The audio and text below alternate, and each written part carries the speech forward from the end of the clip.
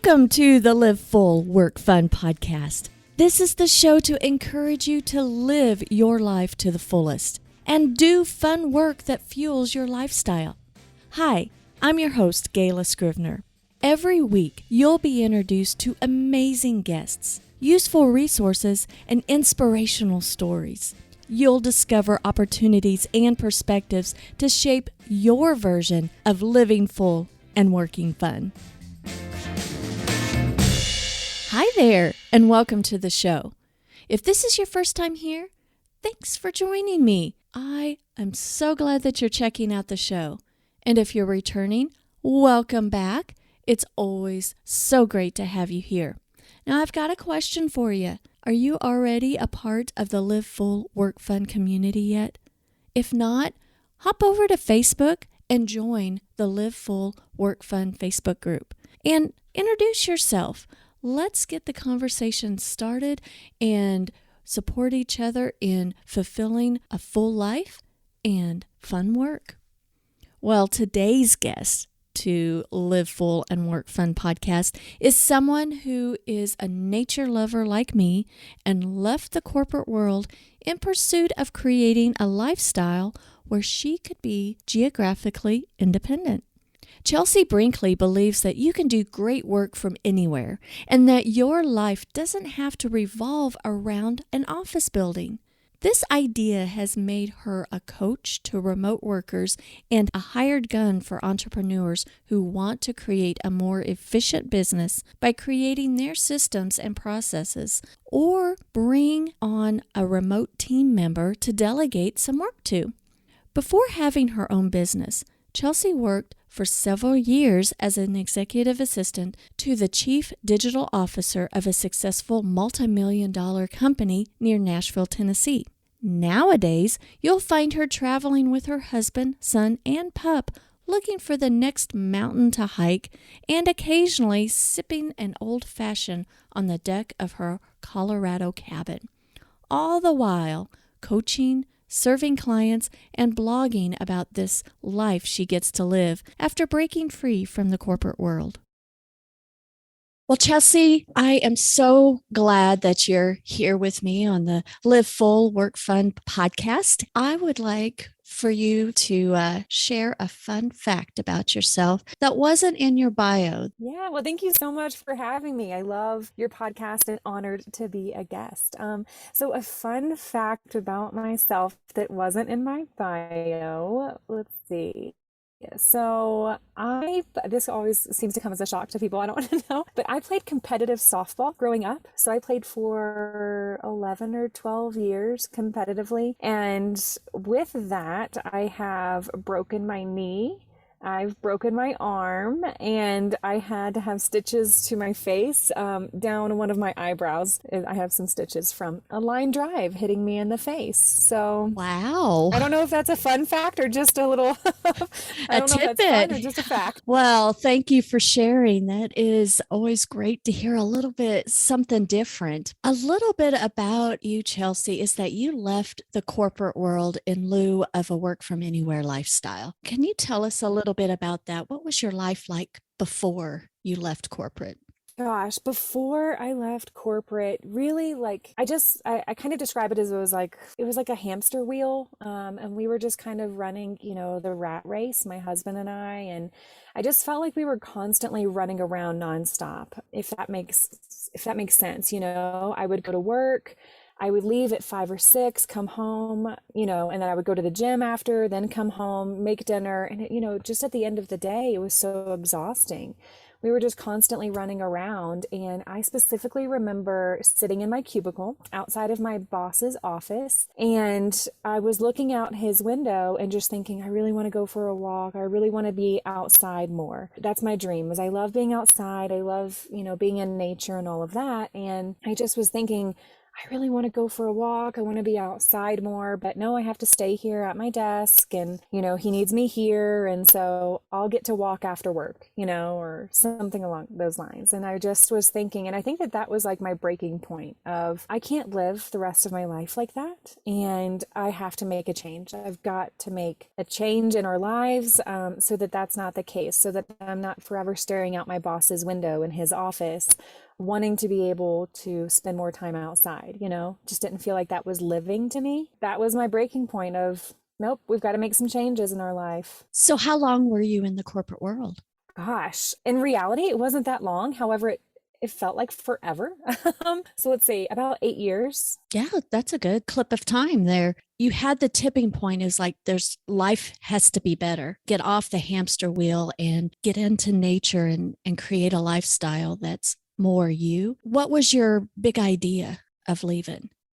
Yeah, the big idea. And, I think after that moment, I did come home and chat with my husband and was like, we've got to make some changes, And at that point, he was working in an office environment as well. He was an electrical engineer, so not standard like cubicle kind of office, but he was working in a building too. And so our big idea was, and I shared with him, I was like, what is our dream? Like how do we want our lifestyle to be? And it just came back to, we want to be able to work remotely so that we can live wherever we would like to, and so that we can travel and explore more of the world. That was something that we were extremely passionate about. Is I love traveling. I love just seeing more of the world and being in different cultures. And that's something that we really wanted. That was our big idea, is we need to be able to work remotely. And so a piece of that meant he can't be an electrical engineer and work on circuit boards and things like that. So that meant he needed to do a career shift as well, and so he went to a coding boot camp and took his skill set and made it remote. So he's now a software engineer. And so that was just the big idea, is we need to have location independent lifestyle. That was our dream. Yes, I can very much relate. Did you just quit your corporate job and dive in, or did you tiptoe in and start something on the side before you left? Yeah, that's a great question.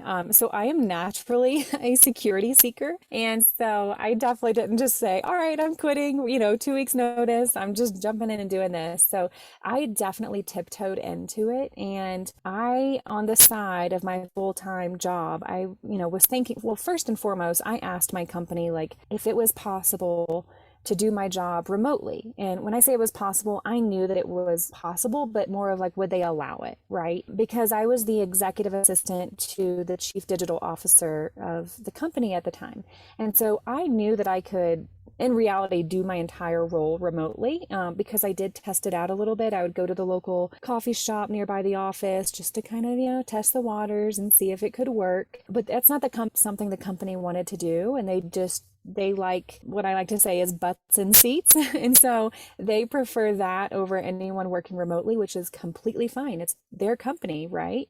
So they get to run it how they want to. So I first asked, if it was possible for me to work remotely. It wasn't, with them. And so at that point I started preparing. And what I did was I took some freelance jobs on the side. In addition to my full-time job, I worked in the nights and on weekends as a virtual executive assistant. So doing similar to what I was already doing, just doing it virtually. So I did that for, about 8 months. And I did that because I wanted to try it out. I wanted to see, do I even like this, as much as I think I would? And it turns out I really enjoy working while also having a glass of wine. And so I was like, this is for me. Yeah, that I prepared for 8 months and, we did a lot of preparation, and I worked on the side for sure before going, I feel like this would work. I learned a lot in that 8-month period of trying it out first. And so, I definitely tried it out before I made the big leap.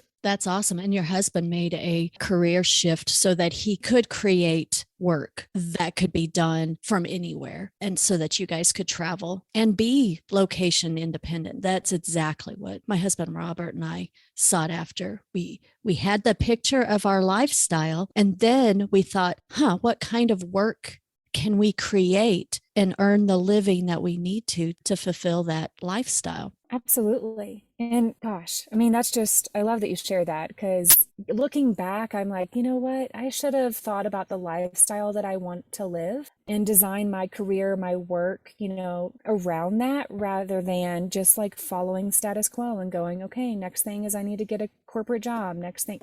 But that's how we've been raised, I think. Yeah. I mean, you go through school and you have this regiment, and then you're supposed to get that traditional job. Is this your first time being an entrepreneur? Was doing what you do now? Yes, ma'am. Me Yep. too.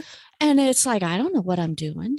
Mm-hmm. I feel like I'm a responsible person and organized that I could do it, but I was trained that you need to have an 8 to 5 job Right. and have that paycheck every 2 weeks. What was your biggest challenge in achieving your dream lifestyle? Ooh, the biggest challenge. I think it would have to be, I kind of mentioned it very briefly before, but I think the biggest challenge for me personally was going against that status quo that we just like talked about, was like, oh, you're supposed to do this. You're supposed to do this. And me telling like family and friends and, hey, I'm quitting my cush corporate job that has great benefits and all of this stuff, and that people dream to work at this place and all of that. I'm leaving actually, and I'm going to go do my own thing. People were like, "Are you insane? What are you doing?" Like all of that, questioning, if we were insane. And so I think for me, the biggest challenge was going against that status quo, and listening to some folks like feedback and criticism on that, and which led to, I think, mentally for myself going, am I doing the right thing? Like, I have this desire to do this. I feel like we're on the right path. I feel like we're doing the right thing, but all of these people are telling me not to do it, and I think we're crazy for doing that. So I think that that was like the biggest challenge for me personally. Did you ever have any, and not kickback, but did you ever have any perceptions that people thought you weren't working because you're working Yeah. at home? And it's like, hey, she has all the time in the world because she's not working, but you are. Yes. And I do think just my personal thought is I don't necessarily think remote work is for everyone.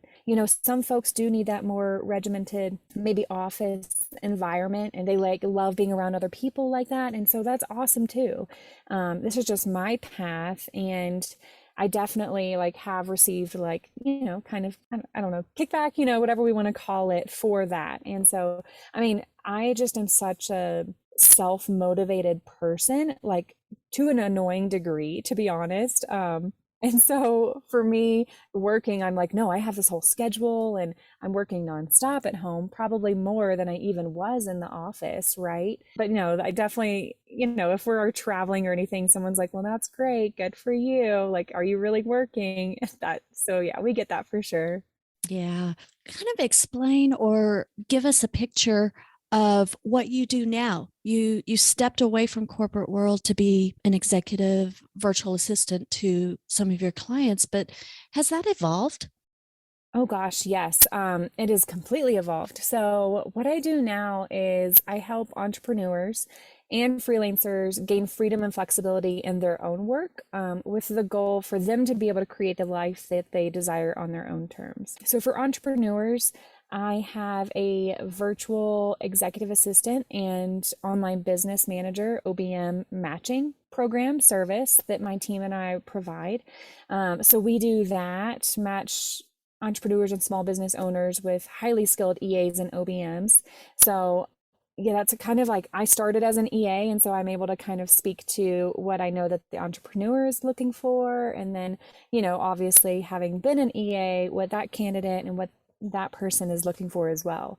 And with that, my business has shifted even further where I realized that these entrepreneurs and small business owners didn't have they wanted to bring on an EA, but they didn't have their systems, processes, workflows all set up. They didn't have the foundation set up. And so that's something that I do as well, is I do operations consulting and implementation. So I now have like a team. So I do the consulting side, and we have a team that does all the implementation for them of creating those better systems, those processes to help streamline their own business. And my ultimate goal is just, I just really want everyone to enjoy life. Sounds so cheesy, but enjoy life and live it on their own terms. And a lot of the times, all of the operations and organization systems, processes can really bog an entrepreneur down. And so we try to take care of that for them. Yes, we have very similar businesses that had evolved to where you and I, being maybe naturally organized individuals, had realized that our clients are not necessarily that way. And Right. we can help them, and we work with systems to help break that down. And entrepreneurs need to have that big picture thinking, but to actually accomplish their plans, it takes implementation. So, Absolutely. do you ever find having that entrepreneurial spirit and the vision, and then buckling down is like, oh, I've got to implement this for myself type thing? And it's like, oh man, this is just, it's hard. Implementation is hard doing it on ourselves. Oh, definitely. It's funny. And I think you're uniquely gifted this way as well. But, you're able to be a visionary, but you also have the organization side of you where you can be the implementer too. And that's very unique. I will say, like, I'm the same way. And so I'm like, oh, I've got these grand big ideas, but then also implementing them is, I'm like, oh, this is a lot of work. And so it's very time consuming doing the implementation side too. And I find that sometimes it's just more fun to implement for other folks. I love that. I love working behind the scenes. Yes, I'm the same way. I think you've alluded to this already, but what has been your biggest reward that keeps you going? Hmm. I feel like, let's see, my biggest reward that keeps me going.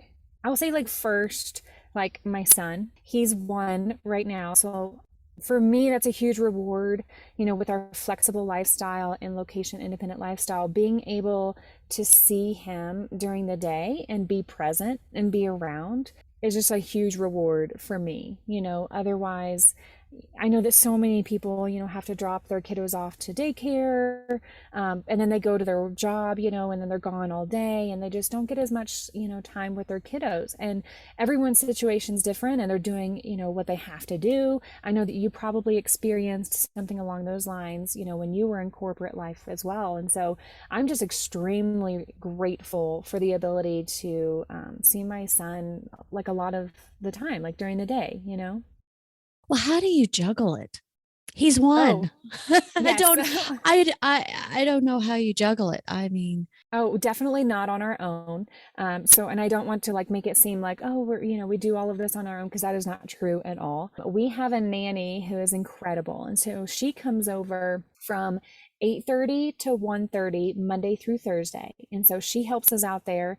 And you know what I do with my work? I just make sure I get all of my work done in that time frame, and I'm done by 1:30.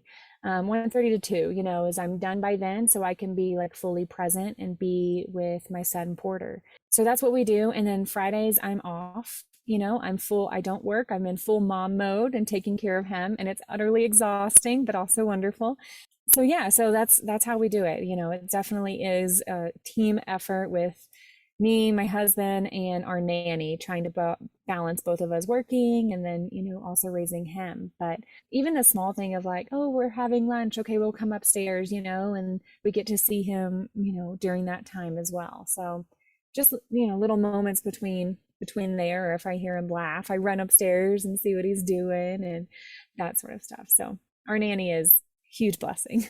well, it is nice to be able to have that flexibility to be present even for 10 minutes. You know, what a the best coffee break. It's hard to just turn off work, and it's hard to turn off personal. I think that having it blended and just figuring out what kind of schedule works. Absolutely. And it was, I mean, for us, it was completely trial and error. So we tried something. It was like, oh, that doesn't work. What if we move this around? Or what if I mean, definitely. I mean, it took a good amount of time to get to, this rhythm for sure. You relocated from like the South, didn't you? Like around Oh, Tennessee. yes. Yeah, so we lived in Nashville, Tennessee, which we love. But after, both my husband and I started working remotely, we were going, started to question, okay, we can live anywhere. We can literally live anywhere now that we can work remotely. Do we want to live here?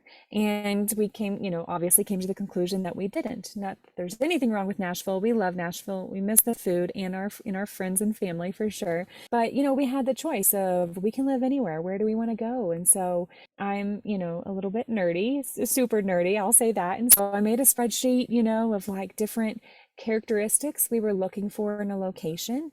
And that, involved, the outdoors and more access to like skiing and hiking, which are some things that we enjoy, but also being, near a city with a good airport so that we can go back and visit family and friends anytime we want. And so we visited a lot of locations that met the criteria that we were looking for and eventually landed on outside of Denver. And so we lived in Denver for 3 years before finding our cabin, which is about an hour outside of Denver in the mountains a wee bit. And so, yeah, so we tried, we lived there and started scouting out areas and decided if we can live anywhere, work from anywhere, let's decide where we want to be. Just do it. Yes. Yeah. How long have you been in business for yourself? Let's see. How long have I been? Gosh, it has been, what year is it? 2022. I think so. So it's been Sometimes about it runs 5 years. together. 5 years? Yes. Great. Congratulations. Thanks. Yes. Is there anything that you know now that you wish you knew when you first started? Oh gosh, yes. So being an entrepreneur, what I know now that I wish I knew when I got started is that being an entrepreneur is really hard. Like really, really hard. But it's also very worth it. And I also believe that anything worth doing isn't necessarily easy. So you just have to keep going and push through. Not that I didn't know that ahead of time, but it's also like I feel like sometimes, and especially on social media, that entrepreneurship may look easy, that it may look how fun this is. I can go anywhere, I can travel, I can do this. And while that is wonderful, I think sometimes it just comes across as, oh, look how wonderful entrepreneurship is. And it is, however, it's also very difficult at the same time. And so that's something that I wish I would have like known a little bit more or had more insight on, as to that it is hard, but it's also worth it. Would you think that you would have made a different choice knowing how hard it is? I don't think I would have, looking back now, I don't think I would do things differently. Even through like the struggles, for me, the silver lining is that I now get to teach others how to do it better. Especially the other side of my business is helping people step into a remote work lifestyle. And, whenever we do this matching of entrepreneurs with EAs and OBMs, I get to teach those candidates things as well, as like, here's how to do it better than I did. And so I think that makes a big difference in their lives, is because I'm coming from experience and also guiding them, if anybody is a remote worker and or wanting to be a remote worker and they're sitting in their cubicle going, how do I get started? How do I do this? How do I find clients? What do I charge? I'm able to now like speak from experience and also share what an entrepreneur is looking for. And so that's the only reason why I wouldn't do it differently, is because going through the struggle, I'm able to speak from experience and serve others doing so. Did COVID make a difference on your business? To be honest, it didn't. And I feel a little guilty saying that, but it didn't negatively impact it. I think it made a difference in the sense of we started to notice and see more people wanting to work remotely. And so that increased people reaching out and doing coaching in that regards for sure. But it didn't negatively impact it. It actually, I feel bad saying that, but it positively impacted my business because more people wanted to step into remote work. I think that it was a shake up of a mindset. Going back to your corporate life when they wanted butts in the seats, now it opened up a whole different mindset of what was possible. If corporations that have that older mindset, that doesn't go with the collective mindset that people now know that there's more to life and not necessarily having remote work, but work needs to be more meaningful.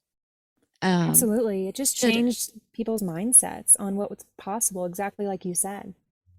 Chelsea, I usually love to ask if there is a favorite resource or a book that has really made a difference for you, either personally or professionally. Yes, I, for one, am a big fan of all of like the personal growth books and all of that. So, on the business side, but also on the personal side, something that I'm working towards is slowing down a bit.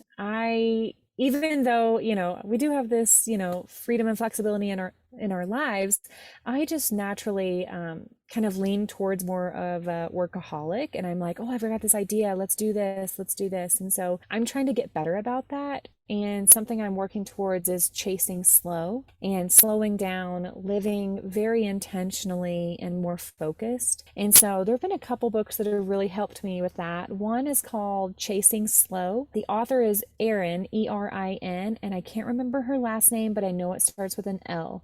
And it's a fantastic book. And then the second book that I've really loved around this and slowing down and more intentional living, especially where we live, it's a little bit more remote and just trying to be very, very intentional with our lives. The second book is called Slow, Simple Living for a Frantic World. And I love those books, and I'm starting to realize how much like society has ingrained in us to like go, go, go, go, go nonstop. And it doesn't have to be that way. And so, yeah, so I'm trying to work towards personally slowing down a wee bit. I love that. Chelsea, how can people follow you or connect with you? Oh, you're amazing. You can go to my website. It's chelseabrinkley.com. And I also share, about our life and just how we live and all of that on Instagram. That's probably the second best way to find me. And my username on Instagram is also Chelsea Brinkley. So typing that in, you can find that there as well. Well, thank you so much for being here today. It's been such a pleasure to get to know you a little bit better. Thank you so much for having me. It was my pleasure, my honor. I appreciate it.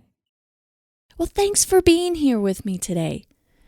I'm naturally drawn to Chelsea's story. She and I seem to be kindred spirits. We do very similar businesses and love the freedom of being geographically independent, that remote work awards us. And let's continue this conversation. Hop over to Facebook and post what your biggest takeaway of today's show is in the Live Full, Work Fun Facebook group. My biggest takeaway for sure were the book recommendations of Chelsea's. Chasing Slow and Slow, Simple Living for a Frantic World. Those links will be down in the show notes for you to catch too. But, I get caught up in this workaholic mode for sure. And even though I have the opportunity to have the freedom remote work allows, I also can relate that I get sucked into wanting to chase after all the great ideas and all the incredible opportunities that come my way. Just want to do it all. But what happens is that things get more frantic, and that feeling of franticness, I want to avoid, right? I don't have to have a frantic life. And if you can't enjoy the lifestyle you've worked so hard to build, then what's the point, right? I'm definitely going to pick up those books that Chelsea recommended to read and get some perspective on that and chase slow. That sounds like a great concept. Well, again, I hope you enjoyed the episode, and I'd love for you to do me this little favor. If you found this episode helpful, I'd love for you to share with at least one person who might find it also helpful. Just text the link to them. It's that simple. Encourage them to listen. Well, again, thanks for listening. And until next time, have a fantastic week. Live full, work fun.